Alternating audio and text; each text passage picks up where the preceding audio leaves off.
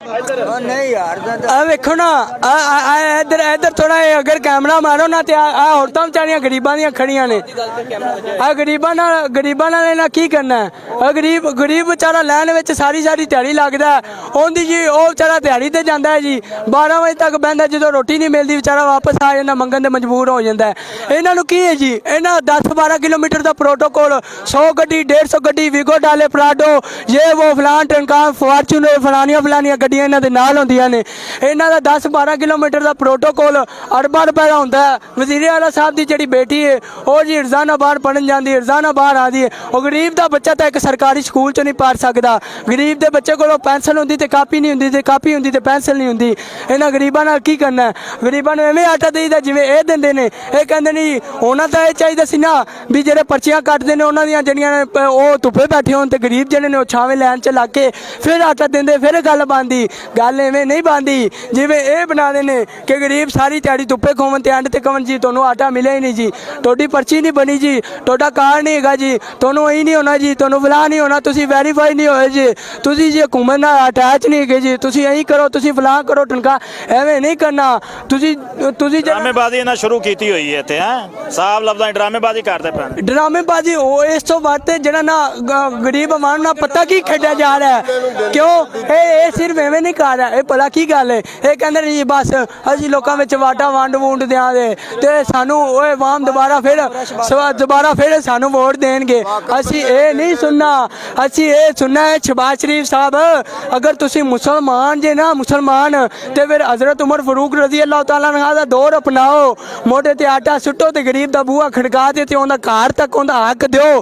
अज अफगानिस्तान च इस्लाम है, अफगानिस्तान दा कमांडर रोज़ाना रात नूं जाके गरीबां दे घर तक आटा दे के आंदा है। इवें नहीं 1000 रुपया खर्च करीदा, 400 ते 70 रुपये साडी जेब विचों टैक्स जांदा है। क्यों जांदा है? सानूं साडा हक दिता जावे ना।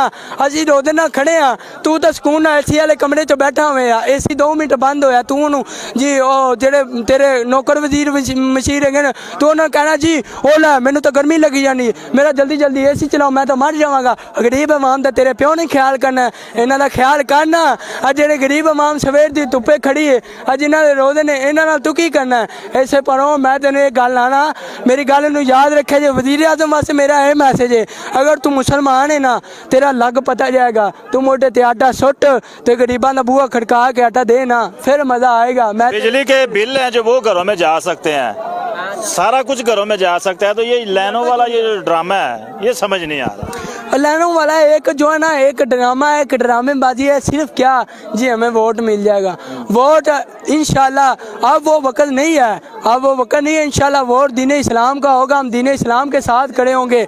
अगर आप दीन इस्लाम के साथ वफा करते हैं तो हम तुम्हारे कदम चूमने के लिए तैयार हैं। हम अपने सिर की जो सिर पे जो चादरें रखी होंगी ना इंशाल्लाह वो उठा के आपके पाँव में रखेंगे, अगर आप दीन के लिए खड़े होंगे। आज अगर हम दीन के साथ खड़े होते ना, कश्मीर और जो है ना कश्मीर में ऐसे गरीब की बेटियों के कश्मीरियों के साथ ऐसे बेईमानी ना की जाती। अगर आज दीन इस्लाम होता तो फ्रांस का कुत्ता हजूर के दीन पे ना भगता। अगर हमारे मुल्क में दीन इस्लाम होता ना, अगर दीन इस्लाम का नफाज होता ना, आज जो है ना हमारे मुल्क में दीन इस्लाम होता तो गरीबों की जो है ना बच्चियों उनको घर में उनका जो है ना सब कुछ मिलता, यतीमों को उनका हक उनके घरों में मिलता। ऐसे ना आपको आटा मिल गया कि नहीं मिला? आटा वो तो सुबह से खड़े हुए हैं जी, जब लाइन में लगे हुए हैं जी। 1000 बंदे की लाइन थी, वो लाइन जब मुकम्मल हुई हम करीब पहुंचे हैं जी, आटा खत्म हो गया। मैंने कहा अगर इस्लाम होता ना तो ऐसे ना होता। आपको आटा मिला? नहीं सर मैनू नहीं मिला। 9 बजे सुबह खड़ा होया, पौने 2 बजे कहा जी आटा खत्म हो गया। कोई आटा नहीं मिला।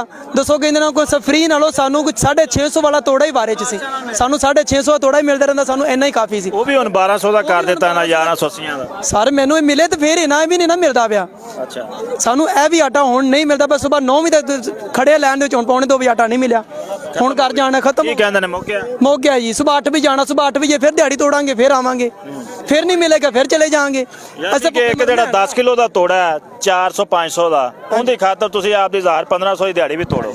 ਹਾਂਜੀ ਸਾਰੇ ਇਸ ਤਰ੍ਹਾਂ ਹੀ ਹੈ ਕਿ ਹੁਣ ਆਪਣੀ 1000-1500 ਦੀ ਦਿਹਾੜੀ ਤਾਂ ਟੁੱਟਣੀ ਨਾ ਸਾਡੀ ਜ਼ਾਹਰ ਹੁਣ 500-600 ਦੀ ਖਾਤਰ ਇਹਦੇ ਨਾਲ ਬਿਹਤਰ ਹੈ ਕਿ ਸਾਨੂੰ 500-600 ਦੀ ਮਿਲਦਾ ਰਵੇ ਸਾਨੂੰ ਇੰਨਾ ਹੀ ਬੜਾ ਫ੍ਰੀ ਨਾ ਮਿਲੇ ਸਾਨੂੰ ਬਾਹਰੋਂ ਬਾਜ਼ਾਰੋਂ ਵੀ ਤਾਂ ਨਹੀਂ ਨਾ ਮਿਲਦਾ ਪਿਆ ਇਹਦੇ ਨਾਲ ਤਾਂ ਉਹੀ ਸਬਰ ਚੰਗਾ